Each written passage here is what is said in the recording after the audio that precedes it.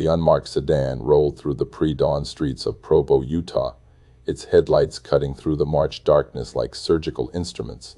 Detective Sarah Chen sat in the passenger seat, her hands folded in her lap to keep them from shaking, watching the familiar landscape of her city transform in the approaching dawn.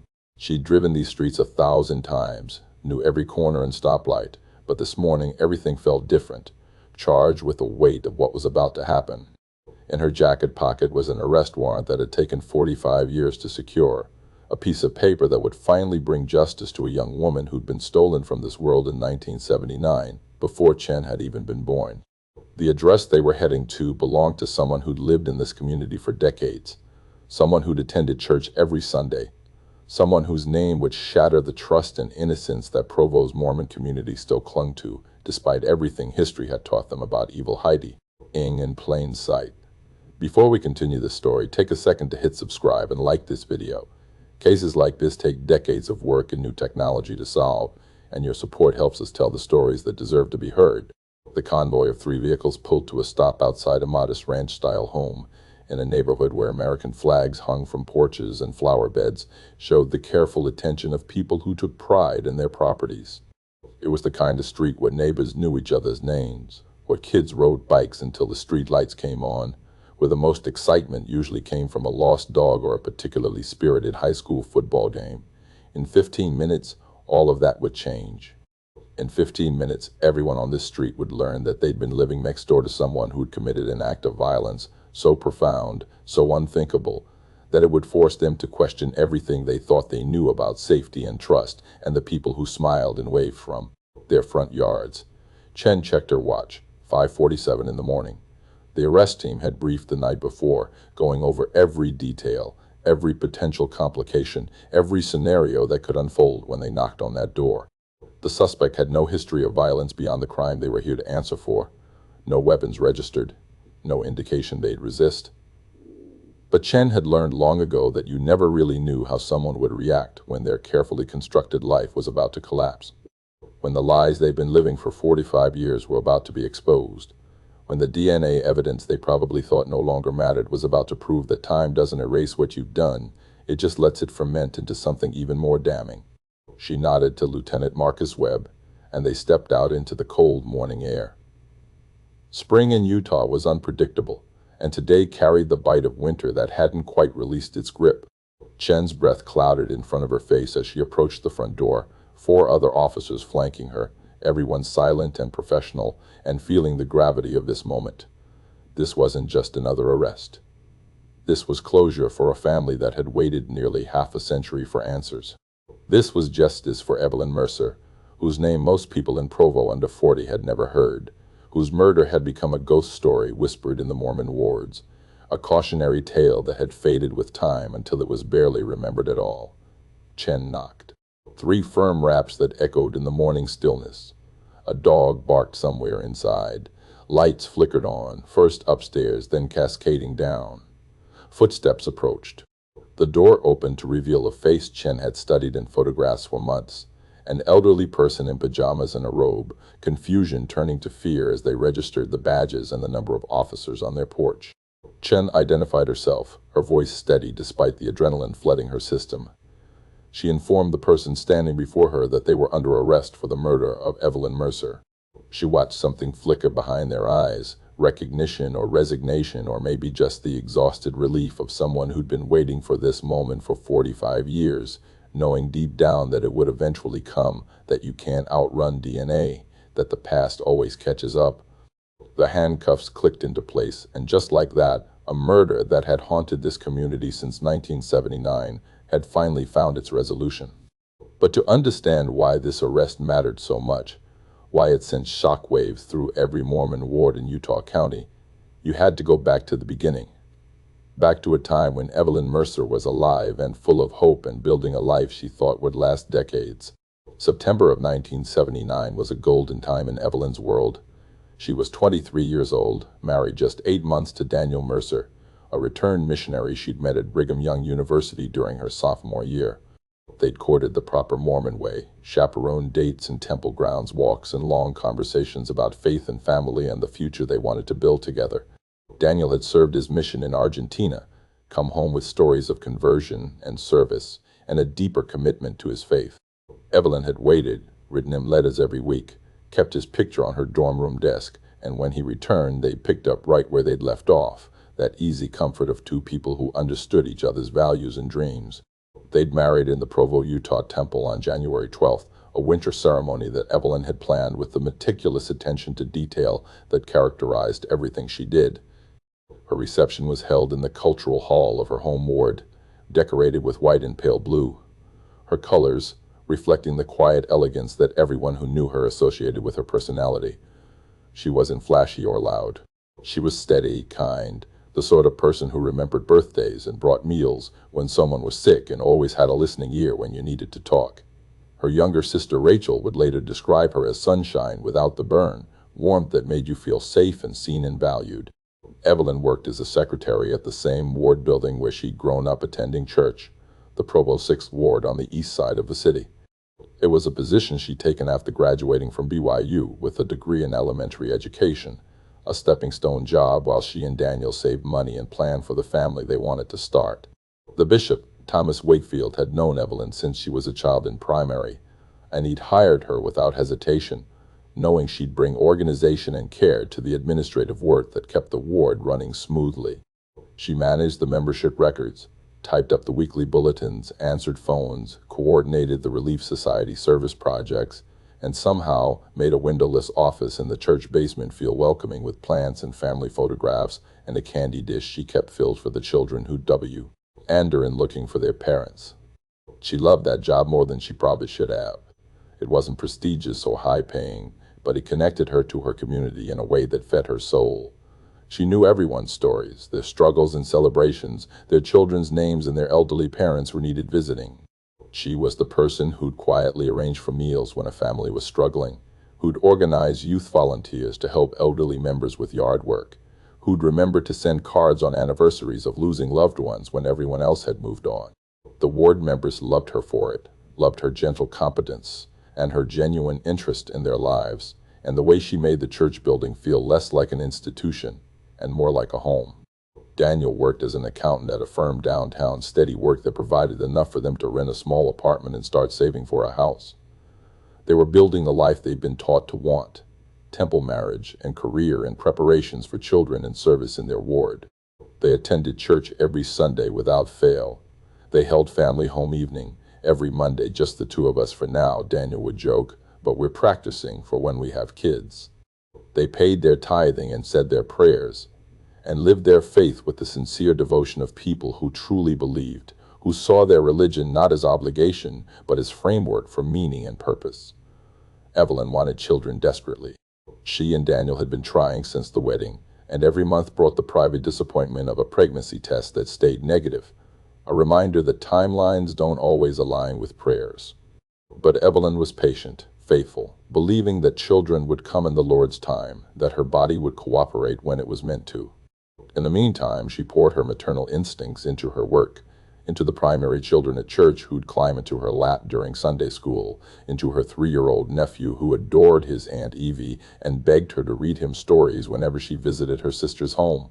Her friends from high school and BYU would later struggle to articulate what made Evelyn special, because it wasn't one dramatic thing, but rather 1,000 small kindnesses that accumulated into a person everyone wanted to be around.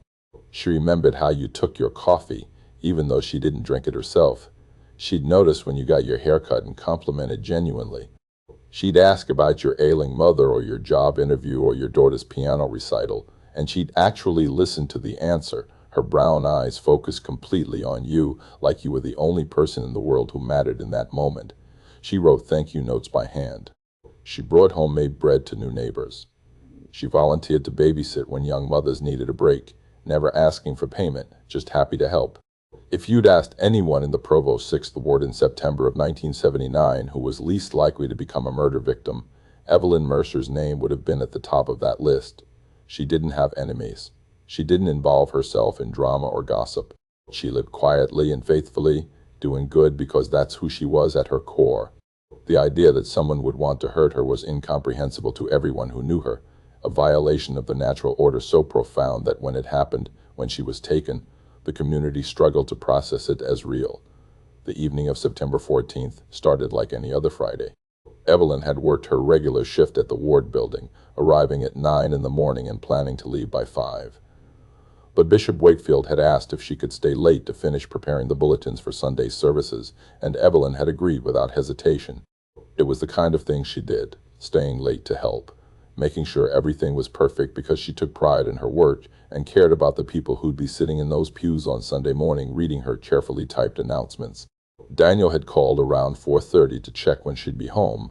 She told him probably 7 or 7:30 that she'd pick up something for dinner on the way, maybe the Chinese place they both liked. He'd offered to come get her so she wouldn't have to drive home in the dark, a gesture of protectiveness that was normal for him. But she'd laughed and told him she'd be fine. It was just a few miles. She'd driven that route 100 times. They'd said, "I love you," the casual exchange of people who'd say it again in a few hours, who had no reason to think those might be the last words they'd speak to each other. The ward building was mostly empty by 6. The youth group had finished their activity. The Relief Society presidency meeting had wrapped up. The building was quiet in the way that large spaces get when they're meant to hold crowds, but currently hold almost no one, every sound echoing, every footstep amplified. Evelyn worked in her basement office, the printer running, the smell of ink and paper filling the small room. She was alone but not afraid. This was her church, her building, her community. Fear didn't live here. Evil didn't live here. That's what everyone believed in 1979, in Provo, in the heart of Mormon country where church buildings were second homes and you trusted your neighbors because they were your brothers and sisters in faith. Somewhere around 7:15, Evelyn finished her work. She gathered her things, her purse and her jacket, and the keys to the used Honda Civic that she and Daniel had bought together when they got married. She turned off the lights in her office, locked the door, and headed upstairs toward the exit. What happened next would remain unclear for 45 years, a gap in the timeline that no amount of investigation could fully illuminate. Minutes that would haunt everyone who loved Evelyn and everyone who worked her case and everyone who wondered how something so terrible could happen in a place that was supposed to be safe. What is known is that Evelyn never made it home. Daniel called her office at 8 when she hadn't arrived, let the phone ring 15 times before hanging up and telling himself she'd probably stopped for gas or run into a friend and was catching up. By 9, he was worried. By 10, he was calling her sister Rachel, asking if she'd heard from Evelyn, trying to keep the panic out of his voice. By 11, he was at the ward building, finding her car still in the parking lot, keys in the ignition, purse on the passenger seat, but no sign of Evelyn anywhere. Daniel Mercer stood in the parking lot of the Provo 6 ward building at 11:30 on that Friday night, his hands shaking as he held his wife's purse. And he knew with the certainty that comes from the deepest part of your soul that something terrible had happened. He'd called the police from the payphone inside the building, and now he waited in the sodium-like glow of the parking lot street lamps, watching moths circle the lights and feeling his world tilt on its axis. Officers arrived within 20 minutes. Their patrol car lights painting the church building in alternating red and blue, colors that seemed obscene against the white walls and steeple of a place meant for worship and peace. The initial response treated Evelyn as a missing person, which is standard protocol even when every instinct screams that something worse has occurred. Officers searched the building top to bottom, checking every classroom and closet and storage space, calling her name into the silence. They found nothing. No signs of struggle, no blood, no evidence of violence inside the church. Her car was processed, dusted for fingerprints, but everything appeared normal except for the haunting absence of the woman who should have been driving it home. Daniel gave his statement in a fog of shock, describing their phone conversation, her plan to finish the bulletins, her expected arrival time. He answered questions about their marriage with the patience of someone who understood he'd be scrutinized as the husband always is, but his grief was so raw, so genuine, that even the most suspicious investigator couldn't see deception in it. By dawn on Saturday, the Provo Police Department had mobilized a full missing persons investigation. Evelyn's photograph was distributed to every officer, every dispatcher, every law enforcement agency in Utah County. The description went out over police radio. White female, 23 years old, 5'4", 115 pounds, brown hair, brown eyes, last seen wearing a blue skirt and white blouse. The ward members began arriving at the church as word spread through the community with the speed that news travels in tight-knit religious communities. Bishop Wakefield organized search parties, dozens of men and women fanning out across Provo, looking for any sign of Evelyn, checking parks and alleys and anywhere a person might be if they were hurt or lost or confused. Daniel searched with them, his face hollow with sleeplessness and terror, calling Evelyn's name until his voice went hoarse. Rachel searched too, Evelyn's younger sister, who kept thinking this had to be a misunderstanding, that Evelyn would turn up with some logical explanation, and they'd all laugh about the panic in a few days. But as Saturday stretched into Sunday and Sunday into Monday, as the search expanded to include police helicopters and tracking dogs and volunteers from neighboring wards, the hope that this would end with Evelyn walking through a door alive began to die in everyone's hearts. The call came on Tuesday afternoon, September 18th.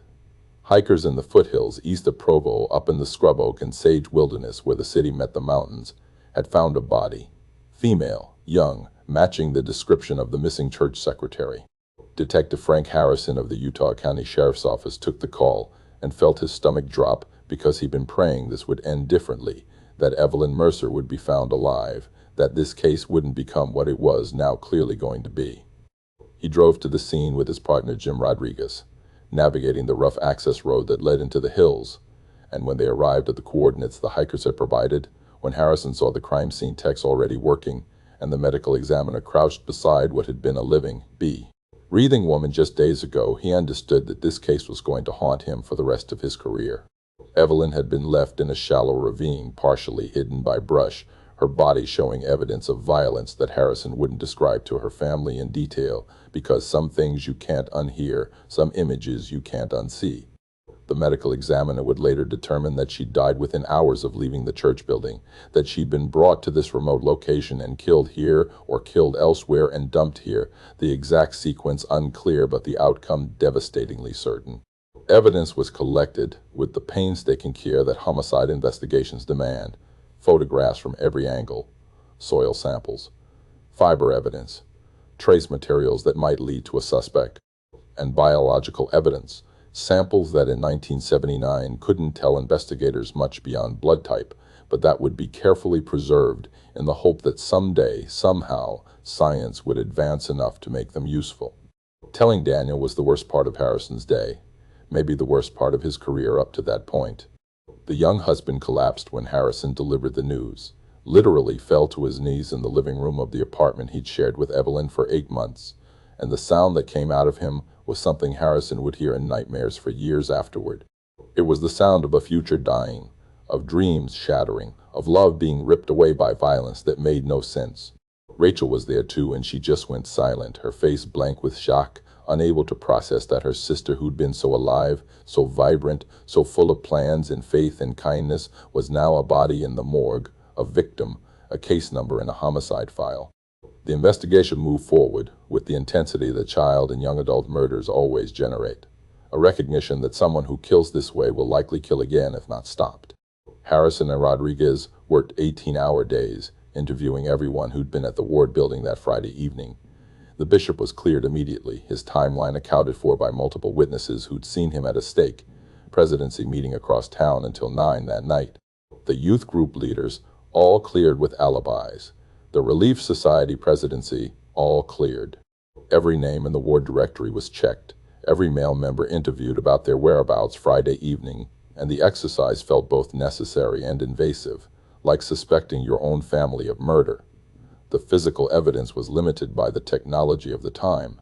Fingerprints from Evelyn's car came back to her, to Daniel, to a few ward members who'd ridden with her to church activities, nothing suspicious. The crime scene in the foothills yielded biological evidence, but processing it was crude in 1979, decades before DNA profiling would become standard. Blood type was determined, ruled out several early suspects, but without genetic fingerprinting, the sample was just biological material waiting for science to catch up with justice. Fiber evidence was collected from Evelyn's clothing, but matching fibers to a source without a suspect was nearly impossible, like trying to find a specific grain of sand on a beach. Suspects emerged from the natural course of investigation. A drifter had been reported in the area that week, a man matching no clear description who'd been seen near the church on Thursday afternoon asking for directions. Police put out alerts, checked with neighboring jurisdictions, but the man was never identified, never found, and whether he was connected to Evelyn's murder or just a random stranger in the wrong place at the wrong time remained unknown. A man named Robert Stanton, who lived 3 blocks from the church and had a prior arrest for assault, became a person of interest, but his alibi checked out and a polygraph examination showed no deception when he denied involvement. Even Daniel was quietly investigated despite everyone's certainty of his innocence, because statistics show that husbands are always suspects and good detectives don't let assumptions override evidence. But Daniel's alibi was solid, witnessed by co-workers at his office until 6:30 and by neighbors who'd seen him arrive home around 7, and his grief was so authentic that even the most hardened investigators couldn't imagine it was performance. The case consumed Harrison's life through the fall of 1979 and into 1980. He chased every lead, followed up on every tip that came through the phone lines, drove himself to exhaustion trying to find the person who'd killed Evelyn Mercer. But one by one the leads dried up. The drifter was never found. The ex-convict was cleared. The extensive interviews of ward members produced nothing useful, just a portrait of a community in shock, unable to comprehend that one of their own had been murdered, unwilling to believe that someone they knew and trusted could be capable of such evil. By the summer of 1980, the investigation had slowed to a crawl. By 1981, new cases demanded Harrison's attention, and the Mercer file moved to the cold case section, still open but no longer active, a failure that Harrison felt personally, even though he'd done everything possible with the tools and knowledge available. Daniel Mercer tried to rebuild his life, but the foundation had been destroyed. He stayed in Provo for a few years, stayed active in his ward despite the way the church building now felt haunted, despite how every Sunday service reminded him of the wife who should have been sitting beside him. He eventually remarried in 1984, a kind woman named Susan who understood that she wasn't replacing Evelyn, couldn't replace her, but could offer companionship and partnership to a man who'd been broken by loss. They had children together, built a quiet life, but Daniel never stopped advocating for justice for his first wife. Every year on the anniversary of her death, he'd call the sheriff's office, ask if there were any updates, remind whoever answered the phone that Evelyn Mercer deserved justice and her killer was still out there. Detective Frank Harrison retired from the Utah County Sheriff's Office in 1995 after 30 years of service, and the Mercer case file went with him in a way that violated protocol but that everyone understood.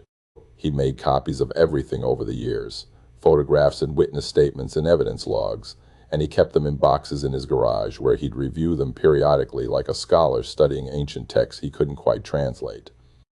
His wife, Barbara, had hoped retirement would free him from the ghosts of unsolved cases, but she'd been married to him long enough to know that some cases become part of your DNA, and Evelyn Mercer had become part of Frank Harrison in a way he couldn't articulate even to himself.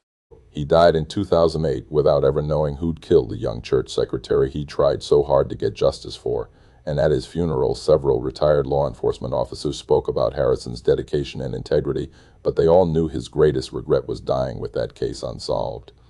The physical evidence from the Mercer investigation remained in storage at the Utah County Sheriff's Office, carefully preserved in climate-controlled conditions, because even in 1979, investigators understood that science was advancing and someday those samples might tell stories that current technology couldn't read. Through the 80s and 90s, DNA profiling evolved from theoretical concept to revolutionary forensic tool. The first criminal conviction using DNA evidence came in 1987. By the mid-90s, DNA databases were being established nationwide. But the Mercer evidence remained untested because cold cases had to wait in line behind active investigations, and there were always more recent crimes demanding resources and attention. The case was reviewed periodically by whatever detective inherited cold case duties, usually resulting in the same conclusion that Harrison had reached. The investigation had been thorough. The suspects had been properly vetted, and without new witnesses or evidence, there was nowhere to go. The biological samples existed, but running them through CODIS, the FBI's combined DNA index system, required budget allocation and lab time, and with no guarantee of results, it was hard to justify the expense. So Evelyn Mercer remained in that limbo where cold cases live, not forgotten but not actively pursued, her file gathering dust while her family aged, and her husband Daniel raised children who would never know their father's first wife. Sarah Chen joined the Utah County Sheriff's Office in 2015, a transfer from the Salt Lake City Police Department, where she'd worked property crimes and earned a reputation for meticulous casework. She was 31 years old, the daughter of Taiwanese immigrants who'd settled in Utah in the 80s, and she'd grown up navigating the intersection of Asian American identity and Mormon culture in a state where both shaped the social landscape. She'd been drawn to law enforcement by a belief in justice that was almost old-fashioned in its sincerity, a conviction that catching criminals mattered not just for punishment, but for cosmic balance, for the idea that victims deserved vindication and families deserved closure. Chen was assigned to the cold case unit in 2019, given a caseload of 30 unsolved homicides dating back to the 70s. She approached each one systematically, reviewing files chronologically, and when she got to the Mercer case, something about it grabbed her attention and wouldn't let go. Maybe it was how young Evelyn had been, only 8 years older than Chen was now when she died. Maybe it was the setting, a church building that should have been safe, a community that should have protected her. Maybe it was the thoroughness of Harrison's original investigation, the care evident in every report, the dedication of a detective who'd clearly taken this case personally. Whatever the reason, Chen found herself thinking about Evelyn Mercer during her commute, during her lunch breaks, during the quiet hours of early morning when she couldn't sleep. She'd been following developments in genetic genealogy ever since April 2018, when the Golden State Killer had been identified after 40 years using DNA and family tree research. The technique had since been used to solve dozens of cold cases across the country, taking crime scene DNA and uploading it to public genealogy databases to find distant relatives of unknown perpetrators, then building out family trees to identify suspects. It was painstaking work that combined cutting-edge genetics with old-fashioned genealogical research, but it worked, solving cases that had been considered unsolvable by traditional methods. The challenge with the Mercer case was age and quality of the DNA sample. Evidence collected in 1979 hadn't been stored with the same protocols used today, and genetic material degrades over time. Chen consulted with forensic geneticists about whether the Mercer samples were viable for genealogical analysis. The answer was cautiously optimistic. New extraction and amplification techniques might be able to enhance degraded samples enough to create usable profiles. It would require sending the evidence to a specialized lab, and it wouldn't be cheap. The Utah County Sheriff's Office would need to allocate significant budget to a case that was already 43 years cold, with no guarantee of success. Chen made her pitch to the department brass in the spring of 2022, armed with statistics about genetic genealogy success rates and a passionate argument about the department's obligation to the Mercer family. She pointed out that Evelyn's murder had been one of the most shocking crimes in Provo's history, that elderly residents still remembered it with horror, that solving it would demonstrate the department's commitment to justice regardless of how much time had passed. She emphasized that the media attention from cracking such a high-profile cold case would be positive at a time when law enforcement was facing criticism nationwide. The pitch worked. In June of 2022, Chen got approval to proceed with genetic genealogy analysis. The evidence was sent to Othram Labs in Texas, a company specializing in forensic-grade genome sequencing that had successfully worked numerous cold cases. The process was slow and technical, extracting DNA from 43-year-old samples, amplifying the genetic material using proprietary techniques, then sequencing the genome to create a profile that could be uploaded to genealogy databases. Chen checked in weekly for updates, trying not to be impatient, reminding herself that good forensic work couldn't be rushed.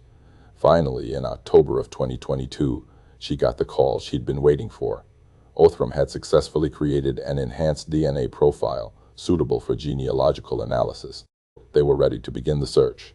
The profile was uploaded to GEDmatch and Family Tree DNA, databases that permit law enforcement access under specific protocols.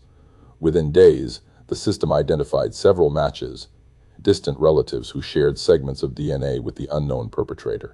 These weren't close matches, not parents or siblings or even first cousins, but third and fourth cousins, people separated by several generations who shared common ancestors born in the 1800s. To most people, these would be strangers, relatives so distant you'd never meet them at a family reunion. But to a genetic genealogist, they were breadcrumbs leading back to a family tree that could be built and analyzed and ultimately used to identify a killer. Chen hired a genetic genealogy consultant named Patricia Whitmore, a former librarian who discovered a talent for building family trees while researching her own Mormon pioneer ancestry and had transitioned into forensic genealogy work after the Golden State Killer breakthrough. Whitmore was methodical and brilliant, the kind of researcher who could spend 14 hours staring at census records and marriage certificates and find connections others would miss. She began the painstaking work of identifying common ancestors shared by the DNA matches, then building out complete family trees showing all descendants. This meant diving into historical records going back to the 1800s, tracing families through migrations and marriages, following surname changes and geographic movements, assembling a massive genealogical puzzle where each piece was a human life. The work took months. Whitmore would send Chen periodic updates, dense reports with hand-drawn family trees showing multiple generations and highlighting individuals who warranted further investigation. By the spring of 2023, Whitmore had identified 2 family lines that connected back to Mormon pioneer families who'd settled in Utah in the 1850s. The challenge was narrowing down which descendants from these lines would have been the right age and in the right location to have committed the murder. The initial list included over 80 male descendants who would have been between 15 and 60 in September of 1979. Many could be eliminated immediately because they died before 1979 or were living in other states with documentation proving they couldn't have been in Provo. But that still left dozens of viable candidates who needed to be investigated. Chen and her team began the delicate process of background checks without alerting their subjects. They pulled driver's license records, property records, employment histories, anything public that would tell them where these men had been living in 1979 and whether they had any connection to the Provo 6th Ward or to Evelyn Mercer. Most could be eliminated fairly quickly, men who'd moved away decades earlier or who had solid alibis for other reasons. But as they worked through the list, through the summer and fall of 2023, one name kept drawing Chen's attention in a way that made her chest tight and her pulse quicken. Kenneth Ray Thornton, 67 years old in 2023, living in the same Provo neighborhood he'd lived in since childhood. A lifelong member of the LDS Church, married for 46 years, father of 5, grandfather of 14. Retired after 38 years working for the Provo City School District as a facilities manager. A man who'd served in various church callings over the decades, who'd been a scout leader and a Sunday school teacher and a home teacher visiting assigned families monthly. A man whose reputation in the community was beyond reproach, who'd lived what appeared to be an exemplary Mormon life of service and devotion. And a man who in September of 1979 had been 23 years old and serving as an assistant to the ward clerk at the Provo 6th Ward, which meant he had keys to the building and legitimate reasons to be there on a Friday evening when Evelyn Mercer was working late. Chen felt something electric run through her when she made that connection. Thornton hadn't appeared in Harrison's original investigation reports, or if he had, it was only in passing as one of many ward members interviewed and cleared. He'd been young, newly married himself, working a regular job and attending church faithfully. There would have been no reason to suspect him in 1979 beyond the fact that he had access to the building, and access alone isn't evidence of guilt. But now, 44 years later, with DNA technology that could identify distant cousins and build family trees across centuries, Kenneth Thornton's name was on a list of genetic descendants who shared ancestry with whoever had killed Evelyn Mercer. Chen couldn't move too fast, couldn't let excitement override careful police work. She needed direct DNA evidence, a sample from Thornton that could be compared to the crime scene profile, and she needed to obtain it legally in a way that would hold up in court. The established method was collecting abandoned DNA, items discarded in public that were legally considered trash and therefore accessible without a warrant. But that required surveillance, patience, and luck.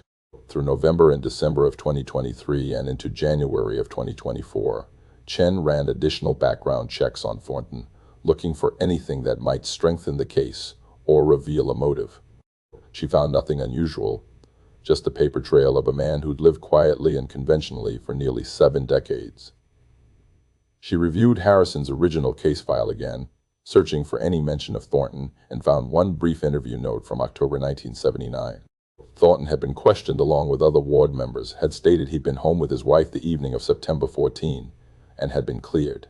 His wife at the time would have been his alibi, and in 1979, spousal alibis were often accepted without intense scrutiny, especially when the person being alibied seemed obviously innocent. In February of 2024, Chen initiated surveillance, assigning a rotating team to follow Thornton and wait for an opportunity to collect discarded DNA. They watched him run errands, attend church services, visit grandchildren, go about the daily life of a retired man enjoying his golden years with no apparent awareness that 45 years after committing murder, justice was finally closing in. They watched and waited for him to throw away a coffee cup or a water bottle or anything with saliva or skin cells that could yield DNA. The break came on March 8th. Thornton stopped at a Cafe Rio for lunch, ordered a burrito and a drink, and sat at an outdoor table eating while scrolling through his phone. When he finished, he tossed his cup and napkins in a trash can outside the restaurant entrance and drove away. The surveillance team waited 15 minutes to be safe, then retrieved the items, carefully bagging them as evidence and maintaining chain of custody. The samples were rushed to the Utah State Crime Lab with urgent priority. Chen felt hope and dread in equal measure, knowing this was the moment that would either solve a 45-year-old murder or send her back to square one. The lab results came back on March 22, 2024. Chen was at her desk when the forensic scientist called, and she had to ask him to repeat himself because she couldn't quite believe what she was hearing. The DNA from the discarded cup matched the DNA from the Mercer crime scene. Not a familial match suggesting a relative, but a direct match, one in several trillion probability. They had their killer. After 45 years, after thousands of hours of investigation across multiple decades, after technological advances and genetic genealogy and surveillance and patience, they finally knew who had murdered Evelyn Mercer. Chen sat at her desk staring at the lab report, feeling the weight of 45 years compress into this single moment of certainty, and she knew that everything was about to change. For Daniel Mercer, who'd waited half his life for answers. For Evelyn's sister Rachel, who'd carried the grief of losing her older sister through marriages and children and grandchildren of her own. For the Mormon community in Provo that had never quite healed from the violation of having one of their own murdered in their sacred space. And for Kenneth Ray Thornton, whose carefully constructed life of righteousness and respectability was about to be exposed as the greatest lie ever told in Utah County. Chen spent the next 2 weeks building an airtight case, assembling every piece of evidence into a prosecutable package. She worked with the Utah County Attorney's Office, prosecutors who specialized in cold cases and understood the unique challenges of bringing 45-year-old crimes to trial. They prepared an arrest warrant application that laid out the entire case, from Harrison's original investigation through the genetic genealogy breakthrough to the surveillance and the damning DNA match. A judge signed it without hesitation on April 3rd. The evidence was overwhelming. That's how Chen found herself sitting in an unmarked sedan in the pre-dawn hours of March morning, watching Kenneth Thornton's house and preparing to execute the arrest warrant that would finally bring justice for Evelyn Mercer. When Thornton opened his door in his pajamas and saw the badges and the officers and registered what was happening, Chen watched his face carefully. For just a moment there was something behind his eyes, maybe recognition or resignation or the exhausted relief of someone who'd been waiting for this moment for 45 years, knowing deep down it would eventually come. The arrest made national news within hours. The story had everything that captures public attention. A 45-year-old cold case solved through genetic genealogy, a young Mormon woman murdered in the church, a suspect who'd lived as a respected community member for decades while carrying the secret of what he'd done. CNN devoted segments to it. Dateline NBC started preparing an episode. Reddit threads exploded with people dissecting every detail. But for Chen, the media circus was background noise. Her focus was on informing Daniel Mercer before he heard it from news reports. She called him at his home in St. Trast, George, where he, the 500th, retired with his second wife, Susan. He was 73 years old now, a grandfather himself, a man who'd built a second life after his first one was destroyed. Chen spoke carefully, telling him they'd made an arrest in Evelyn's case, that the suspect was in custody, that DNA evidence had definitively linked him to the crime scene. Daniel was silent for a long moment, and when he finally spoke, his voice was shaking. He asked who, and Chen told him Kenneth Thornton's name, explained his connection to the ward, his role as assistant ward clerk. Daniel remembered him vaguely, a young guy who'd helped with records, someone he'd probably shaken hands with at church but never knew well. The randomness of it, the senselessness, hit Daniel all over again after 45 years.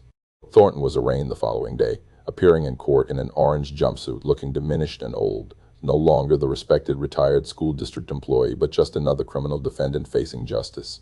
The charges were read, first-degree murder, and Thornton entered a plea of not guilty on advice of his court-appointed attorney. Bail was denied.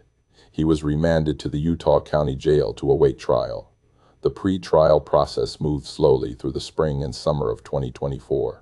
Thornton's defense attorney filed motions challenging the genetic genealogy evidence, arguing it was unreliable and violated privacy rights. But the prosecution was prepared with case law and expert witnesses, and the judge ruled the evidence admissible. Faced with overwhelming DNA evidence and no viable defense, Thornton's attorney approached prosecutors about a plea deal in August. Thornton was willing to plead guilty in exchange for a life sentence with possibility of parole. The prosecution refused. They countered with life without parole.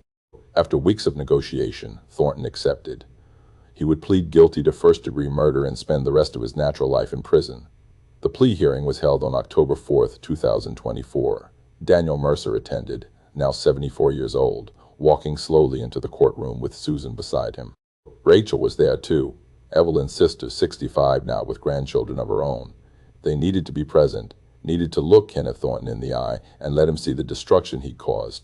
The courtroom was packed with media and community members who remembered the case or had heard about it and wanted to witness justice finally being served. Judge Michael Chen, no relation to Detective Sarah Chen, asked Thornton if he understood the charges and consequences of his plea. Thornton said yes in a voice barely audible. The judge asked how he pleaded to the charge of murdering Evelyn Mercer. Guilty. The word hung in the courtroom air, simple and devastating, the admission that had taken 45 years to extract. The prosecution read a victim impact statement prepared by Daniel and Rachel, and it was brutal in its honesty.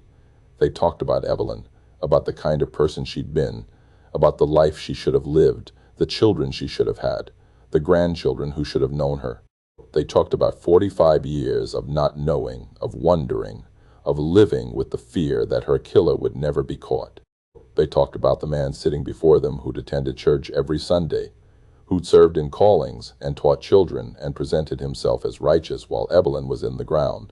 Daniel's voice broke when he said he'd spent 45 years praying for this moment, but now that it was here, it didn't feel like enough. Nothing could ever be enough to balance what had been taken. Judge Chen sentenced Thornton to life in prison without possibility of parole. Thornton was led away, back to a cell where he would spend whatever years remained to him, and Sarah Chen felt something release in her chest that had been tight since she'd first read Evelyn Mercer's case file 5 years earlier. After the hearing, Chen met privately with Daniel and Rachel. They thanked her, thanked everyone who'd worked the case across 4.5 decades. But Chen could see the complicated emotions on their faces, relief mixed with exhaustion, mixed with the awareness that justice, while important, didn't bring Evelyn back. Nothing would bring her back. Thornton's guilty plea didn't undo September 1979. It didn't restore the decades stolen. It was simply accountability, the minimum requirement of a just society, and even that had taken 45 years to achieve. 2 weeks after the sentencing, Daniel Mercer drove to the Provo City Cemetery where Evelyn was buried. It was a Saturday morning in October, the autumn air crisp and clean, the leaves on the trees turning gold and red. He stood beside her headstone, simple granite engraved with her name and dates and the words, beloved wife and daughter. And he talked to her the way he'd done periodically over the decades, updating her on his life, on their families, on the children and grandchildren she should have known. This time he told her that justice had finally come, that the person who'd taken her life was going to prison for the rest of his, that she could rest now knowing the truth had come to light. He stayed there for an hour, remembering the girl he'd married in the Provo temple, the future they'd planned, the life that had been stolen by violence that would never make sense. Then he drove home to Susan and to the life he'd rebuilt from the ruins of that September night in 1979, carrying Evelyn's memory forward because that's all he could do. That's all any of us can do when we lose someone we love, to senseless evil. Where are you watching from today? Leave a comment and let us know if you remember when this arrest made headlines. If you followed cases where genetic genealogy brought justice after decades of silence. Evelyn Mercer waited 45 years for the truth to emerge, but DNA doesn't forget, and time doesn't erase what people have done. Sometimes justice comes slowly, but it comes nonetheless, proving that even the most carefully kept secrets eventually surface, that righteousness cannot be faked forever, and that the truth, no matter how long buried, always finds a way back into the light.